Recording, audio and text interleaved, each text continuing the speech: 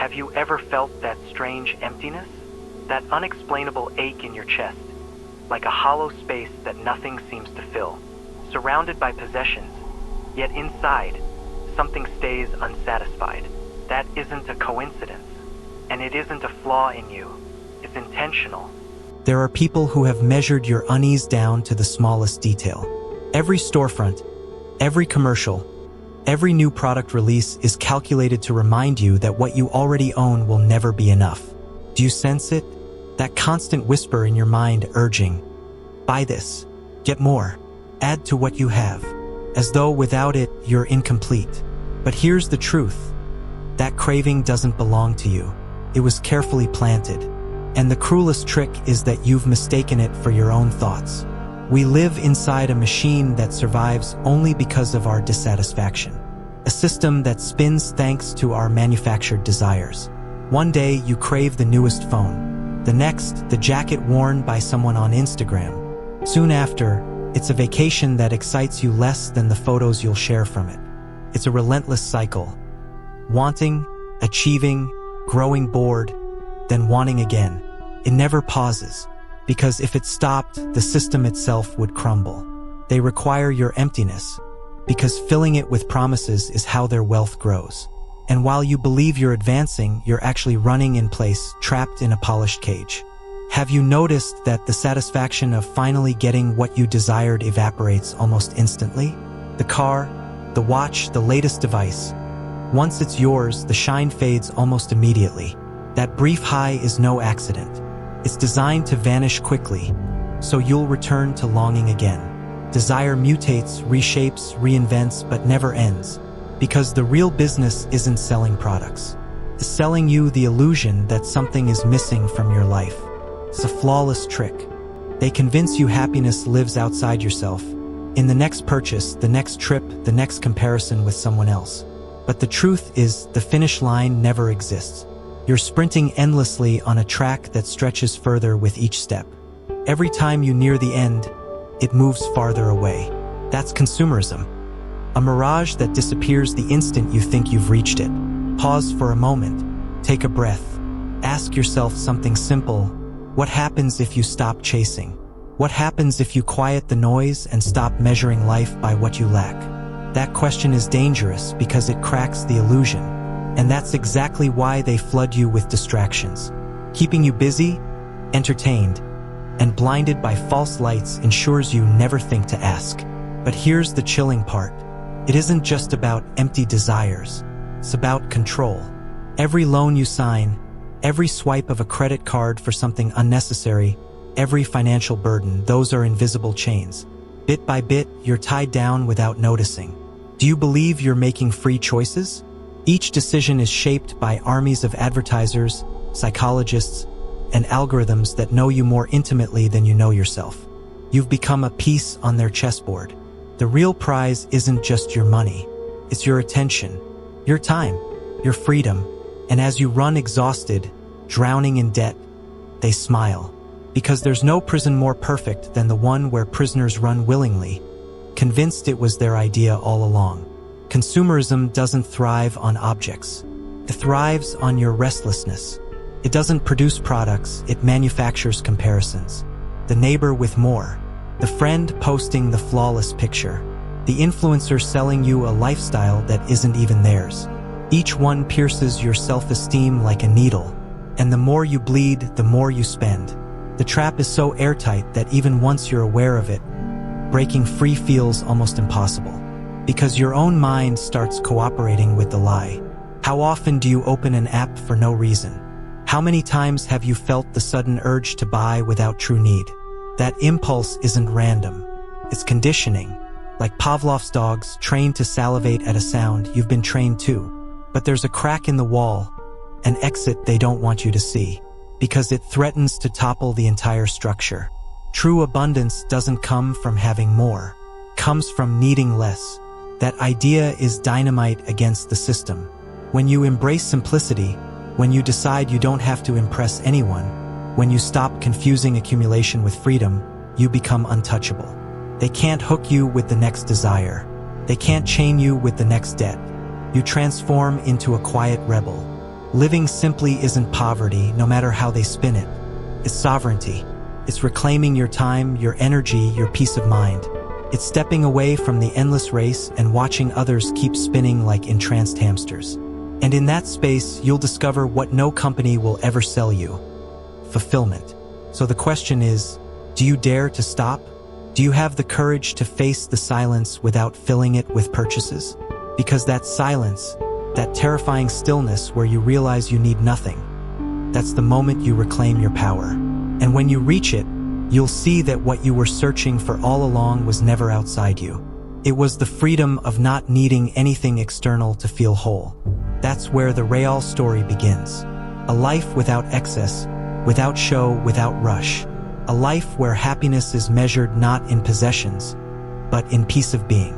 They'll try to convince you that such simplicity is failure, that it's weakness. But in truth, it's the greatest rebellion you can live. Because consumerism doesn't just sell products. It sells identities. It shapes false versions of you, characters built from brands, trends, and labels. The perfume, the clothes, the furniture, even the way you photograph your meals. These become masks you wear to prove your worth. And in the process, you forget the person beneath the mask. Think carefully. How much of your personality wasn't influenced by a campaign, a trend, or an algorithm steering your desires? They've sold not just goods, but lifestyles, speech patterns, even dreams. Every time you think you're expressing yourself, you're actually echoing a script someone designed in a marketing meeting. And here lies the irony. The harder you try to be unique, the more you resemble everyone else, because everyone's drinking from the same poison source. Consumerism creates clones convinced they're originals. The manipulation doesn't stop there. It has invaded your sense of time.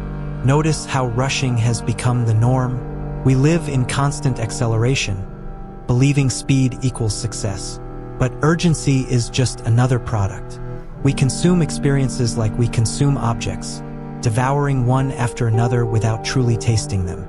Trips, relationships, courses, shows, social feeds, all swallowed so fast the joy disappears before we can process it. Hurry is not freedom. It's another cage. Living simply means not only having less, but also moving slower. Learning to look, to wait, to exist without the constant itch to do. And there's something even more unsettling. Consumerism doesn't just rob your time, your money, or your authenticity. It robs your silence. That empty moment when there's nothing to buy, nothing to show, nothing to distract you. Because in silence, you might actually hear yourself. And that's the last thing the system wants. Because if you listen deeply, you'll realize most of your cravings weren't yours at all. Your fears were planted. Your anxiety was designed to feed someone else's profits. That's why notifications exist. Why entertainment is endless. Why distraction never ends. So you never suspect that life could be lived another way. At this point, minimal living stops being aesthetic or trendy. It becomes resistance. Because the person who disconnects, who refuses compulsive consumption, begins reclaiming their mind. And that's dangerous to a system that depends on unconscious consumers, not awakened individuals. It's like removing distorted glasses and suddenly seeing the cage you've been running in. What comes after that awakening? First, fear. Because without distractions, you meet yourself face to face. But then comes something no ad can reproduce: peace. And here's the unsettling twist. What if everything you've been told is freedom was actually slavery? What if real sovereignty isn't having endless options in a store, but realizing you don't need any of them? Infinite choice isn't liberty, it's overload. True freedom is the ability to say, I need none of this. That's the most radical act you can commit in a world built on false scarcity. This isn't a call to abandon society or live in a cave. It's a reminder that your worth isn't tied to consumption. It's about reclaiming your essence, living present, not decorated. And here's what the system fears most. When you stop buying to fill the void disappears. The answer was never outside. Abundance was always found in needing less. Consumerism depends on your blindness. Each person who opens their eyes becomes a gear that refuses to turn. One gear may seem small, but imagine millions. That's why simplicity isn't retreat. It's resistance. It isn't lack. It's sovereignty. And in that sovereignty lives the one thing no corporation can replicate: true freedom. Do you feel it? That chill running down your spine isn't fear. It's the reminder that you still have a choice. Because the harsh truth is, the system doesn't hold the chains. You do, every time you mistake emptiness for need. And once you see this clearly, you can decide whether to keep running or to stop. The most unsettling paradox is this: the cage never had bars. You've always been free. But freedom is terrifying because it forces you to face yourself, without distractions, without ornaments, without excuses. That's why we run to screens, to shopping, to noise. Silence strips us bare. But it's in that silence that the real encounter happens. Not with products, not with images, not with comparisons, but with your own essence. Picture a life free from the endless chase. Free from that absurd race where the finish line doesn't exist. A life where your worth is no longer measured by possessions, but by presence. Imagine waking up without the need to prove anything. Without competing on a stage you never agreed to. Imagine the peace of knowing there's no debt, financial or emotional, because you no longer live borrowed, no longer live purchased. That simple vision is the most powerful revolution you can create. But here's the uncomfortable truth. If you walk this path, most won't understand. They'll call you odd, a failure, someone wasting potential. Let them, because their real life is only a polished cage. And while they keep chasing illusions, you'll be walking on solid ground. True power was never about impressing others. It was always about no longer needing them as a mirror. That is sovereignty, and it cannot be taken from you. So here's the challenge. Don't just nod and move on. Declare it. Whisper it if you must. I break the wheel, because even that small act is the seed of something greater, your refusal to remain a cog in the machine. If this stirred something in you, you are not alone. We are many, even if the noise of the system tries to drown us out. Now hold this image, a crowd running endlessly under flashing lights and music, chasing an invisible finish line. And then one person stops. The crowd continues, the noise continues, the spectacle continues, but that one individual breathes, steps back, and smiles. That could be you. And when you finally stop, you'll see the truth no one else will. Freedom was never about running faster. It was about refusing to run at all.